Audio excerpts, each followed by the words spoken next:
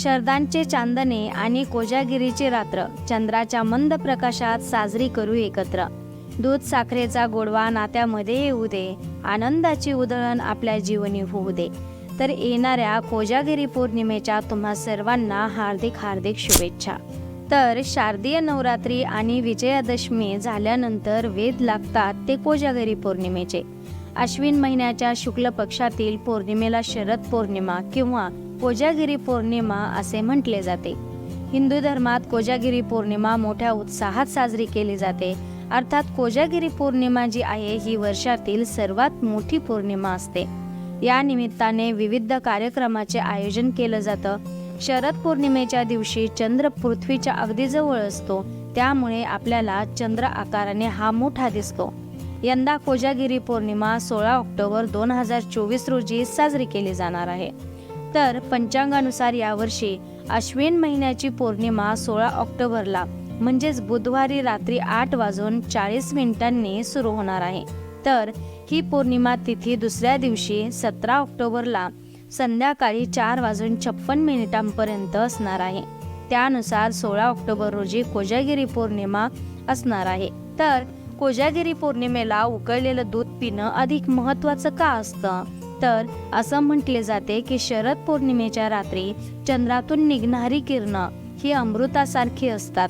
म्हणून या दिवशी लोक खीर किंवा दूध तयार करतात आणि रात्री ते चंद्रप्रकाशामध्ये ठेवत असतात. असे केल्याने चंद्राची किरणं त्या दुधावरती किंवा खिरीवर पडत असतात आणि त्यावर अमृताचा प्रभाव होतो.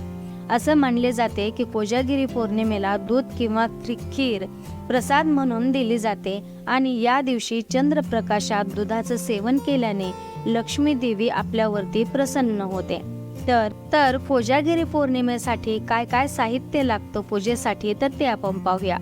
कोजागिरी पौर्णिमेसाठी लागणाऱ्या साहित्यामध्ये सर्वात प्रथम म्हणजे कलश, तेल, 5 प्रकारची फळं, फुलं, तूप, 11 दिवे, पानं, धूप, सुपारी, चंदन, अक्षतासह अन्य साहित्य देखील आपण हे सर्व काही एकत्र करायचे आहे.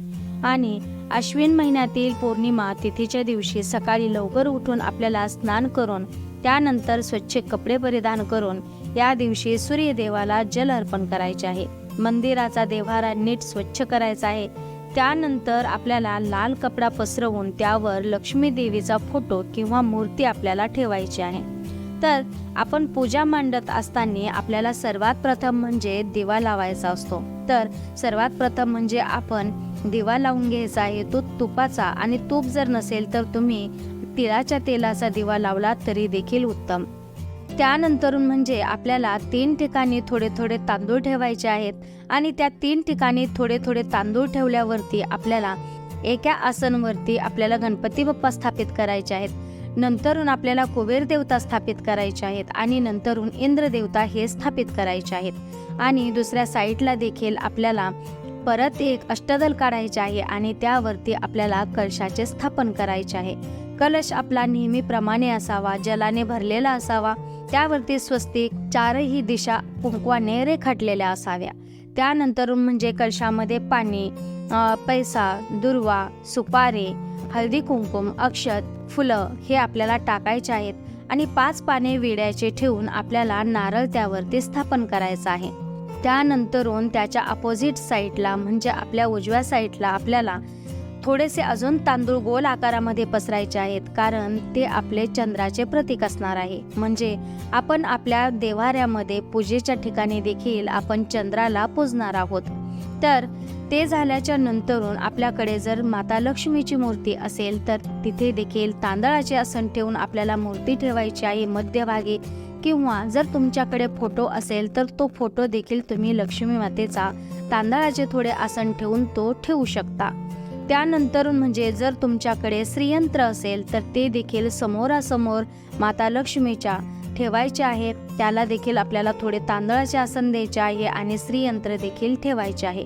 या दिवशी आपल्याला श्रीयंत्रावरती कुंकुमार्चन करायचे आहे आणि तुम्ही लक्ष्मी अष्टक, अष्टलक्ष्मी स्तोत्र किंवा श्री सूक्तम यापैकी काहीही पठण करू शकता, परंतु या दिवशी स्तोत्र हे पठण करायचे आहे. आणि एक माळ जी आहे तर ही तुम्हाला नवार्णव मंत्राची माळ जप करायची आहे. तर तुमच्याकडे गजलक्ष्मी जर असेल तर ती देखील तुम्ही पाटावरती दोन्ही साईडकडनं तुम्ही ठेवू शकता. तर या पद्धतीने आपल्याला या दिवशी माता लक्ष्मीची, इंद्राची, धनकुबेरांची पूजा करायची असते. कारण या दिवशी म्हणतात की माता लक्ष्मी, इंद्रदेवता हे हत्तीवरती बसून पृथ्वीवरती येत असतात आणि जे पूजा अर्चना करतात, जागरण करतात त्यांच्यावरती आपली कृपादृष्टी टाकत असतात. म्हणून आपल्याला या दिवशी आपल्या घरामध्ये अशी पूजा करायची आहे आणि दूध किंवा खीर आपल्याला दूध आटवून किंवा खीर बनवून आपल्याला तो देवाला नैवेद्य ठेवायचा आहे आणि चंद्रदेवतेला देखील आपल्या छतावरती तो नैवेद्य ठेवायचा आहे. रात्रभर झाकून तुम्ही तो तसाच ठेवायचा आहे, जेणेकरून चंद्रप्रकाशाचे जी किरण आहेत ते त्या दुधावरती पडतील आणि हे अमृततुल्य जे दूध आहे तेच आपण दुसऱ्या दिवशी प्रसाद म्हणून ग्रहण करायचं आहे. तर या दिवशी माता लक्ष्मीला मखाण्याचा नैवेद्य देखील तुम्ही दाखवू शकता, कारण माता लक्ष्मीचा मखाना हा खूप आवडतीचा आहे. आणि लक्ष्मी मातेचे अष्टक हे जे आहे तर हे स्तोत्र पठण करायला बिलकुल विसरायचं नाहीये. या दिवशी आपण पौर्णिमेचा उपवास देखील ठेवू शकतो आणि प्रत्येक पौर्णिमेला जर सत्यनारायणाची तुम्ही पूजा करत असाल तर ती देखील तुम्हाला नक्की करायची आहे. तर आजच्या व्हिडिओमध्ये एवढेच. आजचा व्हिडिओ जर तुम्हाला आवडला असेल तर व्हिडिओला लाईक करा, शेअर करा, चॅनलला सबस्क्राईब करा. भेटूया अशाच नवीन एका माहितीसोबत पुढच्या व्हिडिओमध्ये. तोपर्यंत श्री स्वामी समर्थ.